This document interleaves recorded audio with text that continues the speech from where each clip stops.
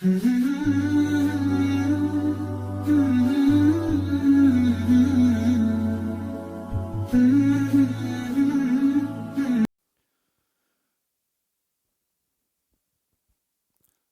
walhamdulillah, wassalatu wassalam ala rasulillah. Mes chers frères, assalamu alaikum wa rahmatullah ta'ala wa barakatuh. Inch'Allah, un rappel, et c'est un rappel pour moi le premier, qu'Allah Azza wa Jal guide qui il veut et il égare qui il veut. Et Inch'Allah, il faut constamment renouveler notre intention et constamment renouveler nos foi. Et comment est-ce qu'on peut renouveler cette foi et ces intentions? C'est en remerciant Allah Azza wa Jal. Allah nous fait savoir, lorsqu'on remercie Allah pour quelque chose, il va nous augmenter en cette chose-là. Et alhamdulillah, et la plus grande miséricorde qu'Allah donne à ses serviteurs, c'est la guider, c'est l'islam. Allah subhanahu wa ta'ala donne la dunya à ceux qu'il aime et à ceux qu'il n'aime pas. Mais Allah subhanahu wa ta'ala donne la akhira, il donne le cadeau de l'islam seulement aux personnes qu'il aime. Et donc on va remercier Allah Azza wa Jal sincèrement de nous avoir accordé la plus grande des ni'mas, qu'on va remercier Allah Azza wa Jal de nous avoir guidés dans l'une de ses maisons pour la prière du vendredi. Bi'idhnillah, Allah Azza wa Jal va augmenter notre foi et va nous augmenter dans cette chose dans laquelle on remercie Allah subhanahu wa ta'ala. Donc il faut constamment renouveler notre foi. Il faut constamment avoir le sentiment qu'Allah subhanahu wa ta'ala t'a choisi toi individuellement. Allah t'a choisi pour être musulman. Et si Allah t'a choisi pour être musulman, c'est que Allah sait des choses que les autres ignorent. Et Allah Azza wa Jal sait le contenu des cœurs. Et Allah subhanahu wa ta'ala sait la richesse et la valeur que chacun d'entre vous porte. Inch'Allah, le sujet de cette semaine, et on est entouré par ce sujet-là, ce sera la mort. Et pourquoi est-ce qu'on va parler de la mort spécifiquement? Parce qu'on la voit tous les jours aux nouvelles aujourd'hui. Aujourd'hui aux nouvelles, on voit des enfants qui meurent, on voit des personnes âgées qui meurent, il y a des orphelins qui sont faits tous les jours, il y a des hôpitaux qui se font attaquer, etc., etc., etc. Et il faut qu'on regarde ce que Allah Azza wa Jal et son prophète sallallahu alayhi wa sallam disent sur le sujet. Comme ça, on va savoir quel chemin il faut prendre. Allah subhanahu wa ta'ala nous dit, dans le noble Coran, « La vie en ce bas monde n'est que divertissement et jeu. Et c'est la demeure ultime qui est la vraie vie, si seulement ils pouvaient savoir. » Allah subhanahu wa ta'ala nous dit que la vie d'ici-bas, ce n'est pas la vraie vie. Ce n'est pas notre destination finale. La vraie vie commence à partir de la mort. Lorsqu'on meurt, c'est là où notre vraie vie, le vrai but de notre existence, le vrai sens de notre existence, c'est là où il commence. Et subhanallah, Allah nous dit, la vie de ce bas monde, elle n'est que divertissement et jeu. Donc, la personne intelligente, c'est laquelle? C'est celle qui va se rappeler laquelle est ma vraie vie. Et la personne qui va préparer le jour de sa mort. Parce que le jour de sa mort, c'est en réalité le commencement d'une vie nouvelle et d'une vie qui est éternelle. Et la vie de l'au-delà, elle est sans limite. Tu vas demeurer soit au paradis, soit en enfer pour l'éternité. Et ce sera là ta demeure. Et ce sera là ta vraie demeure. Les gens, quand ils seront ressuscités, ils auront l'impression que leur vie dans ce bas monde, 70 ans, 80 ans, peu importe, ils auront tous l'impression qu'elle a duré qu'une matinée ou qu'un avant-midi. Tellement le temps va s'écouler lentement le jour de la résurrection. Et à travers les différents hadiths, le prophète sallallahu alayhi wa sallam, il nous dit qu'est-ce qui nous attend au moment de la mort. Et c'est très important de connaître ces choses-là, comme ça on peut s'y préparer. Comme ça, si ça arrive, ça ne va pas arriver comme une surprise. On aura déjà une certaine connaissance, on aura déjà une certaine préparation sur le sujet. Lorsqu'une personne décède, déjà la mort, le décès, il peut venir de différentes manières.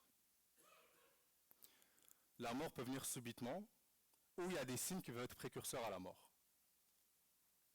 Et les ulama, ils ont dit que la mort subite, donc une mort subite, comme les gens en Palestine vivent aujourd'hui, une mort subite, c'est une miséricorde d'Allah quand la personne est croyante.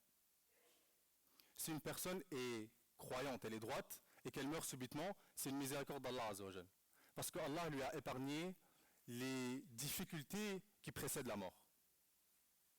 Et quand une personne qui n'est pas droite avec Allah Azzawajal décède d'une manière subite, alors là c'est un châtiment d'Allah Azzawajal. Parce qu'elle va mourir sur ses actions de mécréance. Et on sait que le jour de la résurrection, les personnes vont renaître dans l'état dans lequel ils sont décédés. Donc si tu décèdes en adoration, tu vas revivre en adoration. Et si tu meurs en mécréance, tu vas revivre dans cet état-là aussi.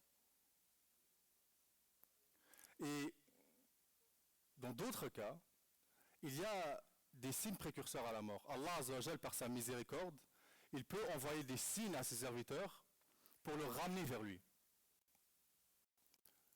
Et parmi les signes précurseurs, parmi les avertissements qu'Allah Azzawajal peut envoyer à ses serviteurs pour le ramener vers lui, il y a la vieillesse, il y a la maladie, il y a la pauvreté, il y a les difficultés. On sera tous touchés par ces choses-là. Il faut respecter et aimer le décret d'Allah Azzawajal, qu'il nous soit favorable ou défavorable. Aujourd'hui, qu'est-ce qu'on voit en Palestine? On veut se précipiter vers la victoire. On commence à dire, on veut la victoire maintenant. On veut que les choses se règlent maintenant. Même si cette volonté vient d'une bonne foi, aucun serviteur ne peut obliger Allah Azzawajal à devancer son décret. Aucun serviteur ne peut obliger Allah Azzawajal à devancer son décret. La victoire viendra seulement quand Allah le voudra. Et notre rôle en tant que serviteur, dans la difficulté comme dans l'aisance, c'est d'être satisfait avec le décret d'Allah. Et ceux qui sont satisfaits d'Allah dans les moments de difficulté, Allah sera satisfait d'eux dans les moments d'aisance.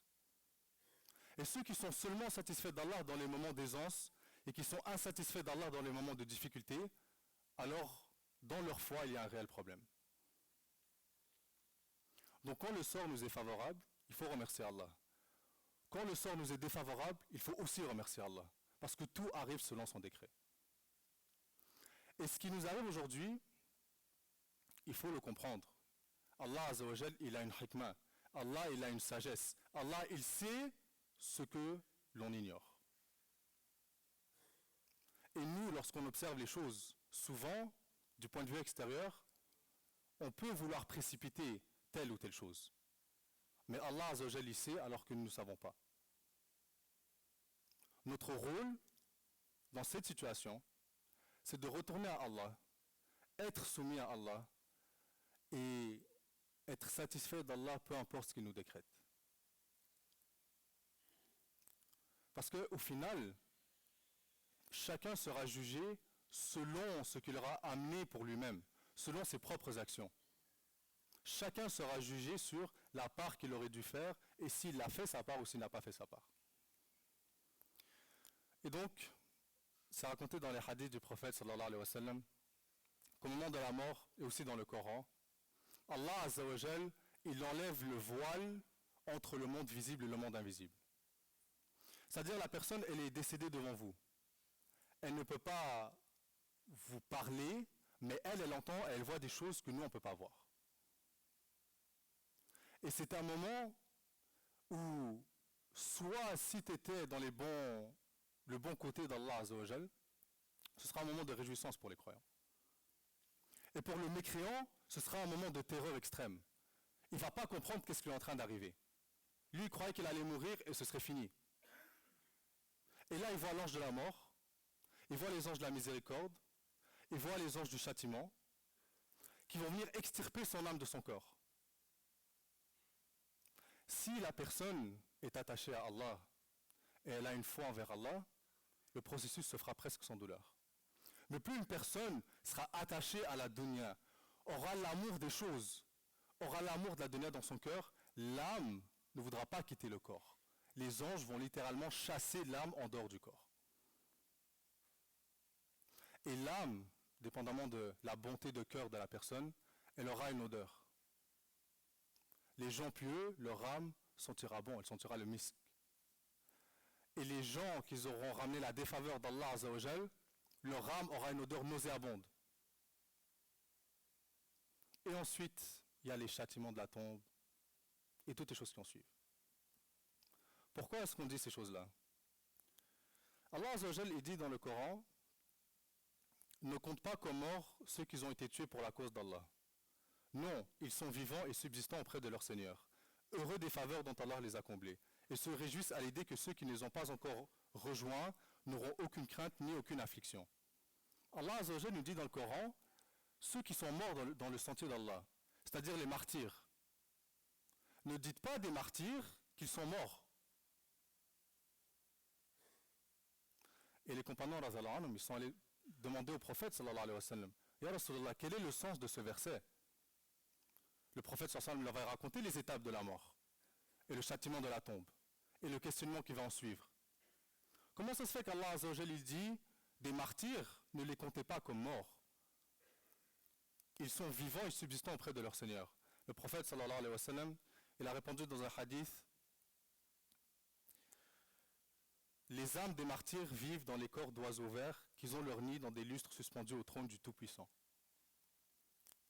Les âmes des martyrs vivent dans les corps d'oiseaux verts qui ont leur nid dans des lustres suspendus au trône du Tout-Puissant, quand ils sont décédés.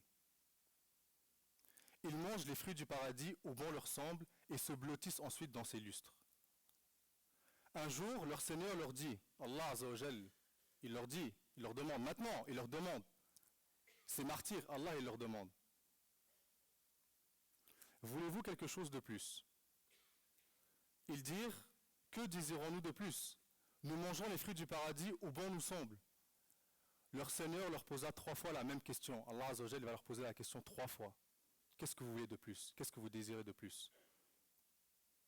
Alors, les âmes, ces âmes de ces martyrs, quand ils vont voir qu'Allah continuera à leur poser la question, jusqu'à ce qu'ils aient une réponse, ils vont dire, ô Seigneur, nous souhaitons que tu puisses ramener nos âmes dans nos corps, afin que nous puissions être à nouveau tués dans ton sentier.